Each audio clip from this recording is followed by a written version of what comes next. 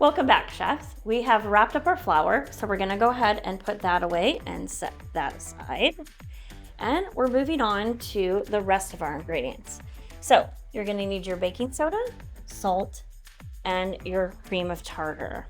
So for baking soda, we're gonna need 1 teaspoon. So that will be your smaller one. Now I get kids that ask me questions all the time. How do I remember the difference between a tablespoon and a teaspoon? Easy way to remember that is think of a teacup on top of a table. Which one's bigger? Your tablespoon. So for this, we're gonna use the smaller version. We're gonna use a teaspoon. So we're gonna do 1 teaspoon of baking soda. And for that, we need our shark fin. And we're gonna do scoop, smash, shark fin. So we'll scoop it up. Make sure you overfill over your container. Smash with your knife down to get any clumps or air pockets out, and then shark fin.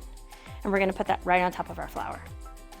So we're gonna go ahead and put the lid on that. We can set that aside because we don't need that anymore.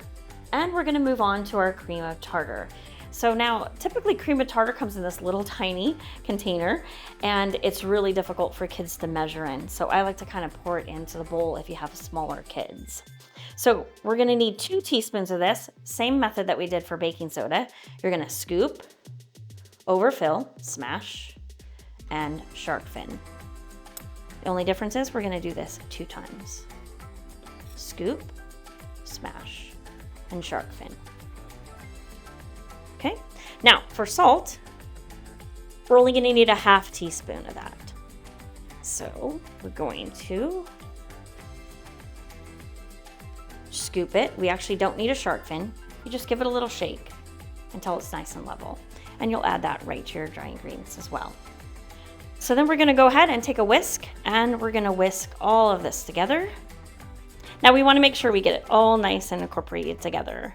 When I was a little girl, I used to cook with my grandma, and we used a sifter, and I had a great time making a ton of mess all over her kitchen. But today your flour comes pre-sifted, so you don't need that. Just wanna make sure you get all of those dry ingredients mixed in together. Tap out your whisk, and you're good to go. All right, so just a reminder, you're gonna need 1 teaspoon of baking soda, 2 teaspoons of the cream of tartar, and a 1/2 teaspoon of your salt. Then you can get everything put away, and we'll meet you here for the next round. Ready to go, chefs.